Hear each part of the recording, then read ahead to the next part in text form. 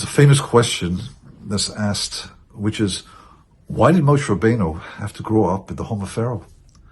Why couldn't he grow up amongst his brothers and sisters, amongst the Jewish nation? And specifically, why did he have to grow up in the home of Pharaoh? Of course, the most powerful man of the generation. The Ibn Ezra, a 13th century rabbi in Spain, offers three explanations.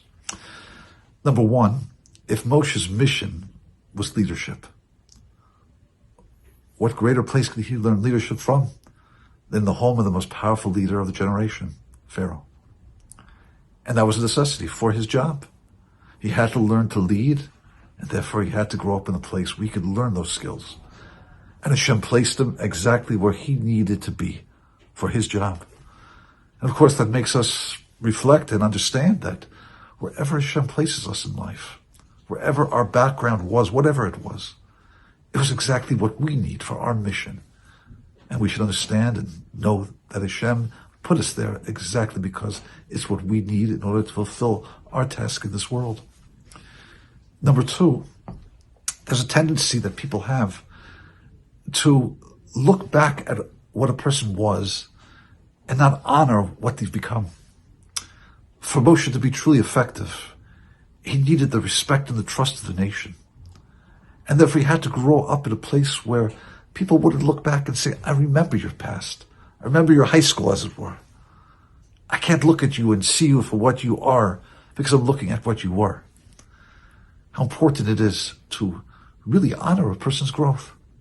Maybe it's an insecurity that people have, or we have. We see a person achieve greatness that we don't want to allow them to have it, so to speak.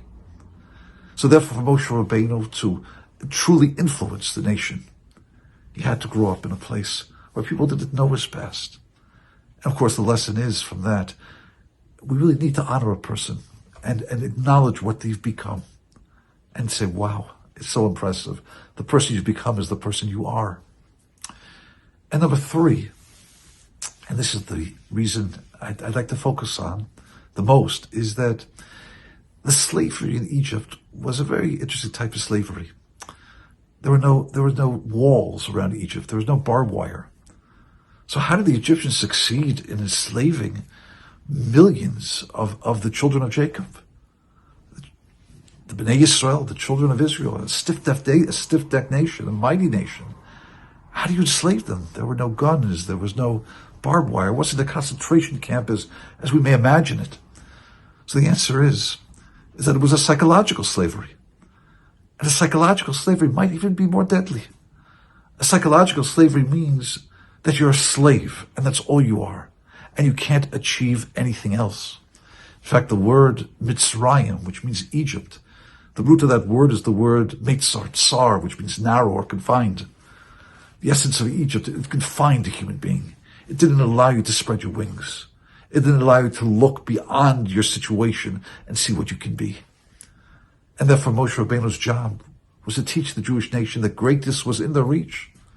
And what better place to learn that greatness is possible than the home of the most powerful man of the generation, Pharaoh. A home where there was no limitation. Because Moshe's job was to teach that's what you can become. There's no limitation on who you can be. The place to learn that, of course, was in the home of Pharaoh. And in fact, we see this about Moshe in little glimpses that the Torah gives us about his life. As a young man, he sees a Jew being beaten by an Egyptian, and he reacts, and he kills him. He has the courage. Apparently no one else reacts, but he does. He grew up in a place where he understood, he had the confidence to say, I have to do what's right. He had the confidence to believe in himself. For that, he had to grow up outside of the slavery. We then see him flee. Next thing we know about him is he's in Midian. And in Midian, he sees the daughters of Yitro being harassed by shepherds at the well. And he takes action once again. He sends them away. Little glimpses of courage, glimpses of a person who has confidence. A person who realizes, I'm going to stand up for what I believe. I'm not a slave. I'm not capped in. There's no limitation. There's no narrowness in me. I can act when I need to act. And of course, that's the message he had to give over. You know, it's very interesting. Even when we look at Moshe Rabbeinu, we learn other details about him. We know something about his speech, that he was Aral Sifasayim, that he had something wrong with his speech. a speech impediment of some nature. In the Maharami Prague, Rabbi Yehuda Loya, one of the 16th century scholar, 16th century rabbi, he asked a question, and he said, Moshe was so perfect in every aspect, in beauty, in height, in wisdom. Yet why did he have this speech impediment? So he offers insight from deeper sources and deeper Kabbalistic sources, perhaps, in Sfarim we call them. And he suggests that perhaps oral Sifasayim, to be heavy of speech, wasn't a deficiency, but maybe it really was an efficiency. What does that mean? It means that speech, in many ways, limits an idea. There was a great rabbi, the Alter McKelm, that he had a thought that he wouldn't express for 20 years because he understood once he put words around it, he would limit the idea. Sometimes speech, it just needs to be very simple and very pure. Sometimes all one can say are simple things like, I love you. Because anything else would really limit the feeling, because the feeling is too deep, so to speak, to put words around it and to confine it. Moshe Rabbeinu's relationship with Hashem was such. It was so close, it was so intimate. To put words around what he was experiencing, so to speak, in many ways was that limitation. And he needed Aaron, so to speak, to translate him down. So what do we see? We see that his lack of speech wasn't a deficiency in who he was. It really was a sign of the greatness of who he was. This aspect of what he expressed, that there's no limitation in what you can be. Even his speech would be a limitation. And therefore it was somehow, to some extent, a little bit difficult to express. There was a difficulty because it would limit. And the message he had to give over was there's no limitation in what you could become. The Talmud tells us something so interesting. It even tells us what Moshe Rabbeinu wore. It says he wore a garment which was white, bilti imra, like a cloak, a robe, that didn't have a hem. A hem. Why do we need to know that detail? It didn't have a hem. It just flowed without end, so to speak. It's interesting. The word in Hebrew for a hem is an imra.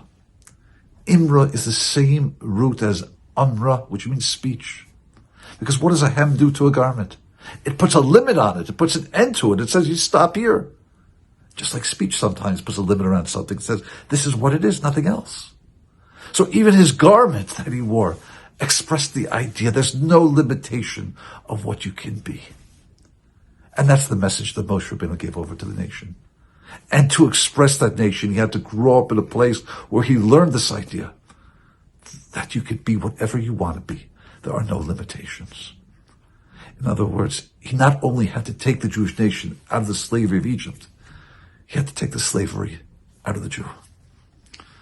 Hashem should bless us all, that we should understand this message, that there's no limitation in what we can become.